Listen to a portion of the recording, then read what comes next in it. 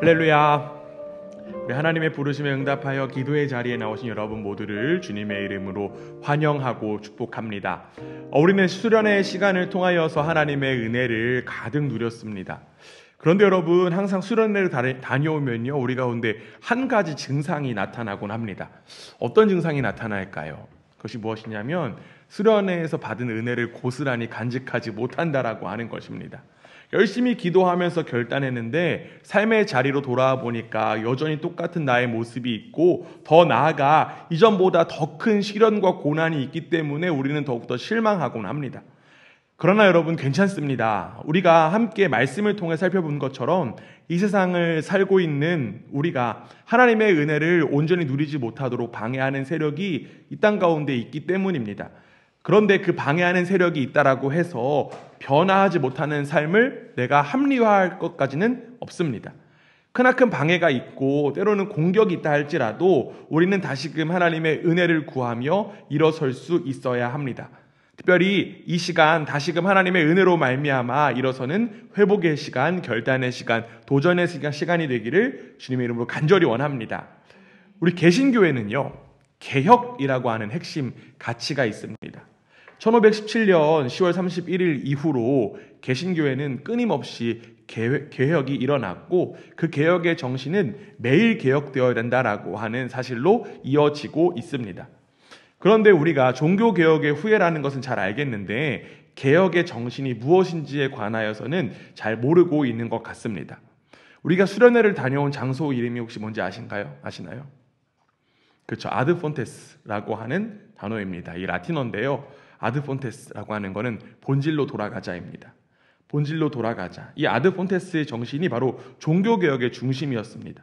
그리고 종교개혁은 본질로 돌아가자라고 하는 개혁이었습니다. 아드폰테스의 정신, 이 본질은 도대체 무엇일까요? 우리가 돌아가야 되는 그 개혁의 자리는 어디일까요? 바로 성경입니다. 결국 종교개혁은 성경으로 돌아가자라고 하는 의미를 가지고 일어난 것입니다. 종교개혁이 일어날 당시에는요, 성경을 사람들이 읽을 수가 없었어요. 성경이 매우 비쌀 뿐만 아니라 성경이 쓰인 라틴어를 읽을 수 있는 사람들이 없었습니다. 그렇기 때문에 성경은 성직자의 전유물이었어요. 그런데 종교개혁자 마틴 루터는요, 성경을 독일어로 번역을 했죠. 그리고 누군가에 의해서 전해진 하나님이 아니라 성경에서 가르치고 성경에서 나타나고 있는 하나님을 사람들이 직접 알 수 있게 했습니다. 왜냐하면 그 당시의 교회는요, 성경을 근본으로 한 가르침을 전한 것이 아니라 무언가가 추가되고 오염된 교리들을 전달했기 때문입니다. 결국 종교개혁은 성경의 개혁이다라고 이야기할 수 있습니다. 이러한 정신이 지금 우리에게까지 미친 거예요. 우리가 지금 성경을 직접 읽고 묵상할 수 있는 이유도 바로 종교개혁의 정신에서부터 비롯된 것입니다. 매일 개혁을 이루고 누려야 하는 우리 모두는 성경을 더욱더 가까이 해야 하고 성경에 더욱더 귀를 기울여야 마땅합니다. 그런데 여러분, 성경을 강조하면요, 성경에 대해서 이러한 이야기를 하는 분들이 간혹 있습니다. 목사님, 성경은 오래전에 쓰여진 것이라서 이 시대에 맞지 않는 옛날 이야기 아닙니까? 이런 이야기 할 수도 있어요. 물론 그 이야기가 틀린 말은 아닐 수도 있습니다. 성경이 기록된 지가 오랜 시간이 지나서 물론 시대착오적인 내용들이 있기도 합니다. 그러나 성경을 실제로 읽는 분들은 성경에서 하는 이야기가 그 시절에만 있었던, 그 시절에만 해당하는 이야기가 아니라 바로 지금 여기에서도 해당하는 이야기다라고 하는 사실을 깨달을 수 있습니다. 특별히 성경에 기록된 시대와 지금을 비교해 보면요, 달라지지 않은 것이 있어요. 달라지지 않은 그것이 무엇일까요? 그것은 바로 사람들이에요. 사람들은 언제나 그대로입니다. 로마 제국 쇠퇴기의 문제는 오늘날 사회가 겪는 문제와 조금도 다르지 않습니다. 형태와 모양만 조금 다를 뿐이에요. 무엇을 하려고 하는가에 대한 문제는 달라지지 않았습니다. 성경 속 시대의 사람들은요, 잔치를 했고요, 먹고 마시는 것, 춤추는 것을 즐겼습니다.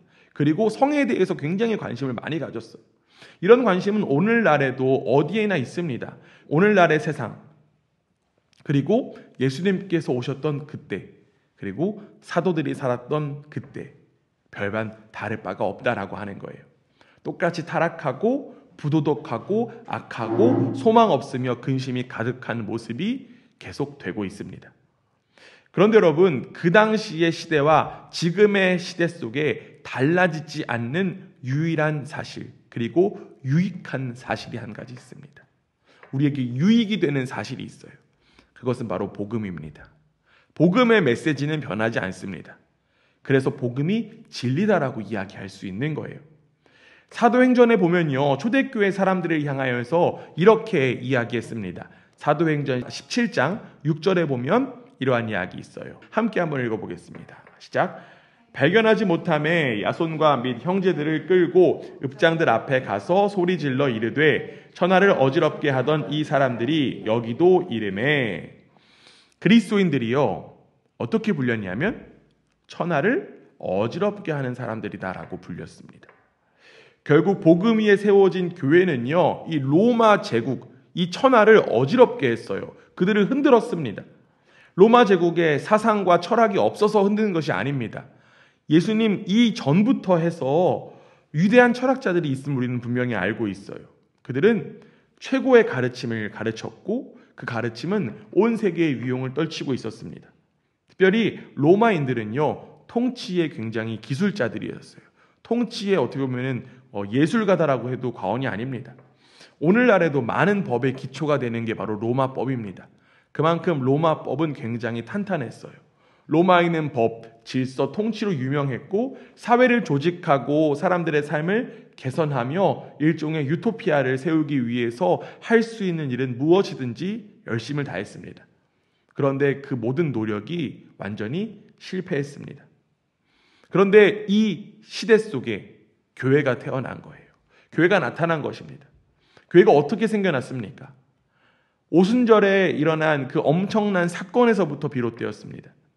그리스도와 함께 했던 사도들과 다른 사람들이 마가의 다락방에서 함께 기도하고 있을 때 성령의 능력이 이들 가운데 임했어요. 이들은 우리가 교회를 세울 것이야 라고 하는 계획을 하지도 않았습니다. 우리가 이렇게 해서 교회를 세우면 그리스도 이름이 나타날 거야 라고 하는 준비도 하지 않았습니다. 이들은 단지 무력감과 연약함 속에서 기도하며 기다릴 뿐이었습니다. 그러나 이들에게는 엄청난 능력이 임했고 이제 권세 있게 말하기 시작했습니다. 베드로의 설교 한 번에 3,000명의 사람들이 구원을 받게 되었고요. 그리고 주께서 구원받는 사람들을 날마다 더하게 하셨습니다. 이것이 바로 교회였습니다. 우리는 우리의 신앙의 근본인 성경을 통해서 지금 교회의 모습을 다시 한 번 더 바라보기 원합니다. 복음의 능력으로 시작된 교회, 우리가 지난 시간에 살펴보았던 것처럼 교회는 가장 먼저 가르침에 열심을 다했습니다. 가르침을 받는 데 힘썼어요. 초대교회는 가르침과 배움에 열심을 다해왔습니다. 우리는 이 사실을 지난 시간을 통해서 함께 또 살펴보았습니다. 그들은 성령의 인도하심 속에 사도의 입으로 전해지는 신령한 젖을 함께 누렸어요. 그리고 그들은 가르침만 받은 것이 아니었습니다. 가르침을 받은 사람들은 이제 무엇을 했는지 우리가 오늘 함께 읽은 말씀에 나와 있습니다. 우리 함께 읽습니다. 시작. 그들이 사도의 가르침을 받아 서로 교제하고 떡을 떼며 오로지 기도하기를 힘쓰니라. 그들이 가르침을 받은 것에서 끝난 것이 아니라 그들은 교제했습니다. 오늘은 특별히 초대교회의 모습 가운데 교제에 집중해서 말씀을 살펴보려고 합니다. 오늘 말씀을 통하여 변하지 않는 그 복음의 역사가 저와 여러분 그리고 우리 교회에 임하기를 간절히 원합니다. 사실 어느 교회나 교제가 중요하다라고 하는 사실을 잘 알고 있습니다. 교제는 너무나도 중요한 거예요. 교제를 또 해야 됩니다라는 그런 이야기들 해요. 그런데 여러분, 이 교제만큼이나 정의와 개념이 모호한 것은 없는 것 같아요. 어쩌면 교제라는 단어만큼이나 잘못 쓰여지고 오용되고 있는 것 없는 것 같습니다. 적어도 성경에서 사용한 교제의 의미가 제대로 작용하고 있지 않은 것처럼 보여요. 이 교제라고 했을 때 사람들은 대부분 어떤 생각을 하냐면 단순히 사교적인 측면을 먼저 생각합니다. 그래서 차를 마시고 다과를 나누는 것, 이런 것들이 교제다라고 이야기합니다. 물론 세상에서는 그것들을 교제라고 이야기할 수 있습니다. 그러나 이것들은 성경 안에서 볼 때 진정한 교제가 될 수 없습니다. 또 어떤 사람들은요, 교제를 뭐 예배 끝이나 뭐 예배 중에 목사가 이제 사랑의 교제를 나눕시다 뭐 이렇게 하면 뭐 사랑합니다, 축복합니다 이야기하고 뭐 악수하면 교제하는 거라고 생각하는 사람들도 있습니다. 이것도 물론 교제의 일종이라고도 할 수 있지만 성경에서 이야기하는 그 교제의 원 의미와는 맞지 않습니다. 제대로 그것들을 품지 못하고 있는 거예요. 마틴 로이드 존스 목사님은요, 어떤 목사님이 이러한 이야기를 하는 것들을 들었다고 합니다. 저는 많은 복음주의자들보다 자유적인 사람들과 많은 교제를 나눕니다. 그런데 이를 들은 마틴 로이드 존스 목사님이 이런 대답을 했다고 해요. 그러세요. 그건 전적으로 목사님이 교제를 어떤 의미로 사용하느냐에 달려 있습니다. 목사님은 그가 많은 복음주의자들보다 친절한 사람이라는 뜻으로 말씀하신 것이라면 저는 목사님의 말씀에 동의합니다. 그러나 그것은 교제가 아닙니다. 교제를 단순히 연합이라고 여기는 생각에 반대한 이 목사님의 이야기, 어떻게 보면 우리가 교제라는 개념을 앞서 이야기한 것처럼 가지고 있다라고 하면 혼란을 느낄 수 있을 것 같아요. 왜냐하면 우리는 교제에 대하여서 아무 다툼 없고 그 사람과 시간을 함께 보내는 것이 교제다라고 일반적으로 생각하기 때문입니다. 그렇다면 여러분, 이 초대교회에서 나온 교제의 의미, 참된 교제는 어떤 의미일까요? 우리는 어떻게 이 교제라는 의미를 오해하고 오용하고 있는 것일까요? 먼저 우리는 예수님의 말씀에 한번 좀 귀를 기울여보겠습니다. 예수님은요, 자신의 모든 소유를 팔아 가난한 자들에게 주라고 하는 말씀에 순종할 수 없어 근심하여 간 젊은 부자 관원에 대하여서 이렇게 말씀하셨어요. 마가복음 10장 27절 30절인데요. 그 대화가 끝난 이후에 또 이어지는 대화가 이렇게 되어 있습니다. 마가복음 10장 27절에서 30절 말씀 교독하겠습니다. 시작. 예수께서 그들을 보시며 이르시되 사람으로는 할 수 없으되 하나님으로는 그렇지 아니하니 하나님으로서는 다 하실 수 있느니라.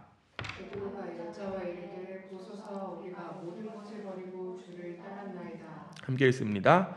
예수께서 이르시되 내가 진실로 너희에게 이르노니 나와 복음을 위하여 집이나 형제나 자매나 어머니나 아버지나 자식이나 전토를 벌인 자는 현세의 집과 형제와 자매와 어머니와 자식과 전토를 100배나 받되 박해를 겸하여 받고 내세의 영생을 받지 못할 자가 없느니라. 아멘. 예수님이 지금 뭐라고 말씀하셨나요? 예수님이요, 너희는 나를 위하여 어미나 아비를 떠나더라도 걱정할 것이 없어. 너희는 이 땅에서 수백 수천의 어머니 아버지를 두게 될 것이다. 너희는 새로운 가정을 갖게 될 거야 라는 그러한 말씀을 하셨습니다. 정리를 하면요, 예수님은요, 새로운 가족 공동체에 관한 말씀을 해주신 거예요. 이것이 어떻게 보면 진정한 교제의 의미다라고 이야기할 수 있습니다. 초대교회는 예수님의 가르침을 받았고요, 그 가르침으로 함께 교회를 세워나갔어요. 즉 새로운 가족 공동체의 의미를 가지고 교제를 누렸던 것이 바로 초대교회였다라고 이야기할 수 있어요. 이렇게 이들은 매일 모여서 사도들의 가르침을 듣고 사도들과 교제하면서 그들과 함께 떡을 떼고 그들과 함께 모여서 기도했습니다. 그리고 이러한 모습이 확산되어 갔고요, 사람들은 그 모습을 보고 깜짝 놀랐습니다. 더 나아가 사람들은 호기심을 가졌고 자신들도 이들과 같은 그 모임의 그 모습이 되고자 꿈을 꾸었습니다. 이러한 모습으로 초대교회는 퍼져나갔고 결국 이러한 모습들이 온 천하를 뒤흔들었다라고 이야기할 수 있는 거예요. 교회사를 보면요, 진정한 교제를 이룬 수많은 교회들의 모습들이 나옵니다.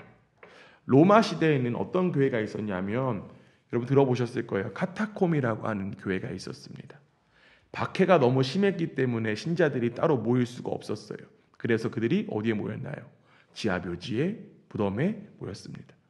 이들은 보잘것없고 하찮은 사람들이었습니다. 이들 가운데 대단한 사람들은 아무도 없었어요. 그러나 이들은 모였습니다. 불편과 위험을 감수하면서 이들은 모였고, 이들이 교제하면서 자연스럽게 또 그 세력이 확장되어 갔습니다. 비록 무덤에서 모였을지라도. 또한 이탈리아 북부에 가면요, 이제 발도파 교회가 있습니다. 이 발도파 교회가 이탈리아 개신교회의 뿌리다라고 이야기를 많이 하는데요, 이들이 이제 12세기 말에 이제 리옹의 종교개혁자 페르투스 발데즈라고 하는 사람을 통해서 공동체를 만들게 돼요. 근데 이들 공동체가 정말 보잘것없는 산속에 있는 사람들이었습니다. 그런데 이들이요, 모이는 걸 열심히 했어요. 특별히 서로의 집에서 열심히 모였습니다. 심지어 근데 이 사람들이 모이는 것을 방해하고 금지하는 세력들이 있었습니다. 그러자 이들이 어디서 모였냐면 산속에 들어가고 동굴에 들어가서 이들이 모였습니다. 함께 교제했어요. 적은 숫자였지만 이들은 열심히 모였고 후에 종교개혁에 큰 영향을 주는 그 모임이 바로 여기서부터 비롯되었습니다. 유럽에는 이러한 작은 교회의 움직임들이 굉장히 많습니다. 여러분들이 잘 아는 짤츠 캄머굿에서도 동일한 이러한 모임의 역사가 일어났습니다. 수많은 지역과 사람들 속에서 진정한 교제가 일어났다라고 하는 거예요. 그들을 통해 교회가 이어져 왔습니다. 어떤 제도, 어떤 교리가 교회를 이어온 것이 아니라 바로 진정한 교제가 이루어지는 현장이 교회의 생명을 이어온 것이다라고 이야기할 수 있습니다. 성경은요, 우리가 그리스도인인지 아닌지를 알아볼 수 있는 좋은 방법이 있음을 제시합니다. 여러분들이 그리스도인이 아닌지를 확인할 수 있는 기회를 오늘 좀 제가 드리도록 하겠습니다. 말씀 한 구절 읽어볼게요. 요한일서 3장 14절입니다. 함께 읽습니다. 시작. 우리는 형제를 사랑함으로 사망에서 옮겨 생명으로 들어간 줄을 알거니와 사랑하지 아니하는 자는 사망에 머물러 있느니라. 아멘. 사망에서 생명으로 옮겨간 그 증거 무엇이라고 지금 이야기할까요? 그것은 바로 형제 사랑입니다. 형제 사랑이 하나님의 사랑을 온전히 받은 사람들의 증거다라고 이야기할 수 있어요. 형제 사랑을 오늘 본문의 언어로 바꾸면 그리스도인들은 교제를 좋아한다라고 이야기할 수 있다는 거예요. 3,000명의 사람들은 회심한 이후에 그리스도인의 그 교제에 참여했습니다. 그 무엇도 그들을 떼어놓을 수가 없었어요. 형제를 향한 사랑이 이들 가운데 가장 중요한 가치가 되었기 때문에 이들은 열심히 모였습니다. 이처럼 그리스도인이 되면요, 사람들은 자신의 모든 시간을 다른 그리스도인들과 함께 보내고 싶어 합니다. 그리고 서로에게 관심을 가지려고 해요.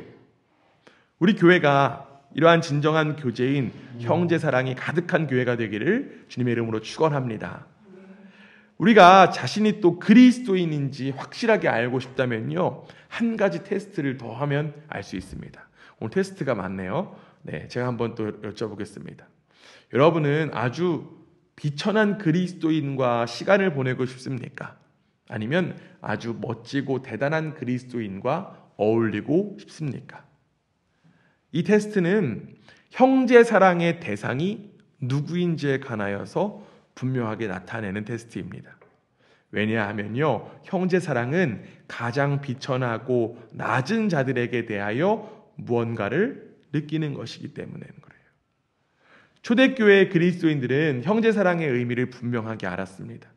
그렇기 때문에 그들은 교제 가운데에서 이러한 모습들을 나타냈던 거예요. 오늘 우리가 함께 읽은 말씀 사도행전 2장 44절에서 45절인데요. 함께 읽습니다. 시작. 믿는 사람이 다 함께 있어 모든 물건을 서로 통용하고 또 재산과 소유를 팔아 각 사람의 필요를 따라 나눠주며. 어떤 사람은요, 이 구절을 보고 이렇게 이야기하는 사람도 있어요. 이거 공산주의 아닙니까? 이런 이야기하는 사람도 간혹 있습니다. 그런데 이러한 생각은요, 성경을 오해한 것입니다. 네, 이들은 모든 것을 팔아서 공동금고를 만들었다라고 하는 그런 이야기가 아니에요. 헬라어 원문의 의미를 좀 살펴보면요, 신자들 가운데에서 하나라도 고통당하도록 놔두지 않을 정도로 서로를 극진히 사랑했고, 또 한 사람이 빈궁한 지경에 처하게 되면 풍족한 사람들이 그 약한 형제를 돕기 위해서 자기 소유의 얼마를 팔 정도의 준비가 되어 있었던 것을 가리키는 구절이 바로 이 구절입니다. 즉 이들은 각자 소유를 그대로 갖고 있었지만 궁핍한 자가 생기면 서로를 위해서 나눠줄 수 있는 준비가 되어 있던 사람이다라고 이야기할 수 있어요. 여러분, 가족 안에 어려움이 생기면 어떻게 합니까? 뭔가 도와주고 싶어 하잖아요. 도우려고 하잖아요. 마찬가지입니다. 그리스도인들은 그리스도 안에 있는 형제 자매된 이들, 어려움 속에 있는 이들 도우려고 하는 것입니다. 여기에 하나됨이 있고 여기에 진정한 연합이 있는 거예요. 여러분, 무엇이 이러한 교제를 가능하게 했을까요? 그것은 바로 이들이 거듭났기 때문입니다. 이들이 죄인이었지만 이제는 예수 그리스도로 인하여서 새로운 피조물로 변화되었기 때문에 이 그리스도인들의 공동체는 일치된 본성이 함께 누리는 거였어요. 사도 바울은 고린도후서에서 이렇게 이야기합니다. 고린도후서 6장 14절 말씀인데요. 우리 함께 했습니다. 시작. 너희는 믿지 않는 자와 멍에를 함께 매지 말라. 의와 불법이 어찌 함께하며 빛과 어둠이 어찌 사귀며. 이는 단순히 믿지 않는 사람들과 교제하지 말라라고 하는 이야기가 아닙니다. 바울은 의와 불의 사이에는 어떠한 진정한 교제가 이루어질 수 없다. 또한 어떠한 진정한 사귐도 이루어질 수 없다라고 하는 거예요. 교제를 할 수 있지만 진정한 사귐이 일어날 수 없다라고 하는 이야기입니다. 또한 빛과 어둠이 섞일 수도 없다라는 이야기도 합니다.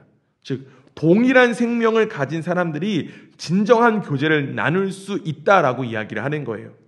즉 예수 그리스도라고 하는 동일한 생명을 공유하는 사람들만이 멍에를 함께 맬 수 있다라고 하는 의미입니다. 우리는 감사하게도요, 이 동일한 생명을 가진 사람들과 교제를 누릴 수 있는 기회를 갖고 있습니다. 언제 그러냐면 우리가 연합 예배 드릴 때 그래요. 1년에 우리가 2차례 오스트리아 교회와 아프리카 교회 함께 또 예배 드림으로 인하여서 예수 그리스도 안에서 동일한 생명을 나눌 수 있는 기회를 누립니다. 서로 다른 국적, 서로 다른 민족, 그리고 인종, 언어 하나 될 수 있는 이유가 바로 우리 모두가 바로 예수 그리스도 안에서 하나 되었기 때문입니다.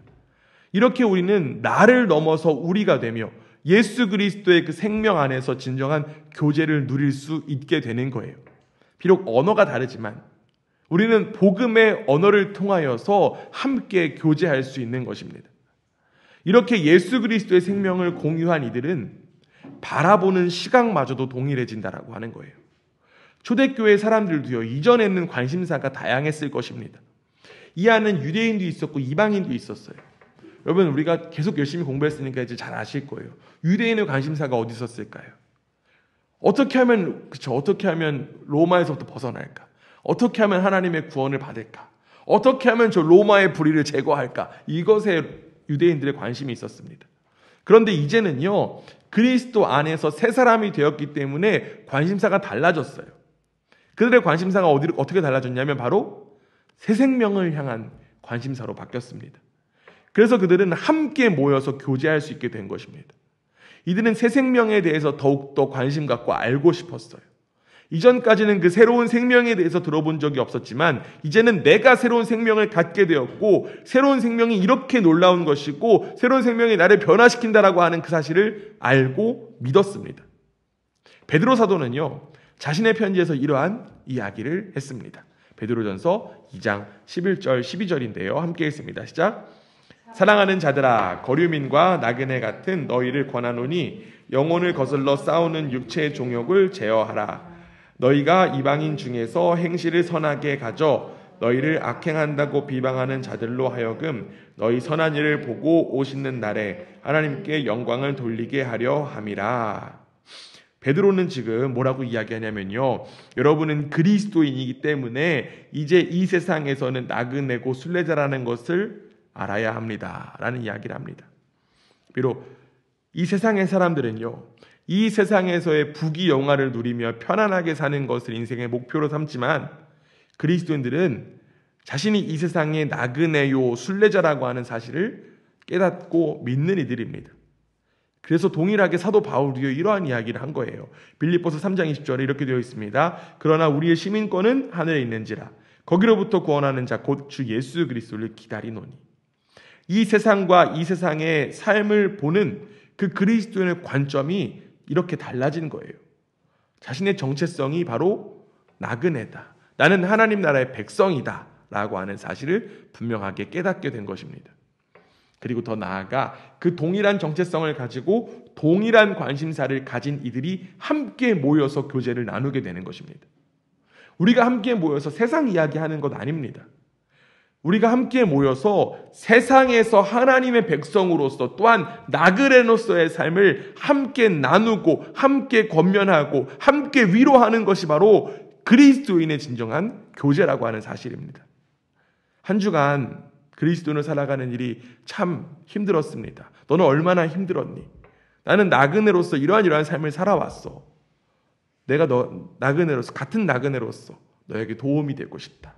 이런 등등의 이야기들 함께 나누는 것이 바로 그리스도인의 교제다라고 이야기할 수 있습니다. 이것은 단순히 성격이 좋다라고 해서 해결될 문제가 아니에요. 단순히 친절하다라고 해서 되는 것도 아닙니다. 바로 우리 안에 동일한 그리스도의 생명이 있다라고 하는 사실을 분명히 알게 될 때 가능한 것입니다. 사랑하는 교회 여러분, 우리가 생명의 삶을 살고 있는 증거는 바로 형제 사랑입니다. 우리가 죽음에서 생명으로 옮겨진 것 바로 형제 사랑으로 증명될 수 있습니다. 그리고 그 형제 사랑을 함께 나눌 수 있는 공동체가 바로 저와 여러분에게 허락된 줄 믿습니다. 이제 우리는 예수 그리스도의 생명을 함께 나눈 자로서 진정한 교제를 통하여 형제 사랑을 이루어 나가야 합니다. 혹여나 우리 공동체 안에서 어려움 있는 이들이 있다면 나의 일처럼 도와줄 수 있는 곳이 바로 교회가 되기 원합니다. 이렇게 우리 교회가 개혁될 때 진정한 초대교회의 역사가 바로 우리에게 일어나게 될 줄 믿습니다. 그리고 그 모습으로 하나님 없이 어둠이 가득한 이 세상이 빛으로 환하게 밝혀지게 될 줄 믿습니다. 주님 안에서 진정한 교제가 넘치는 저와 여러분, 그리고 우리 교회가 되기를 주님의 이름으로 축원합니다. 아멘.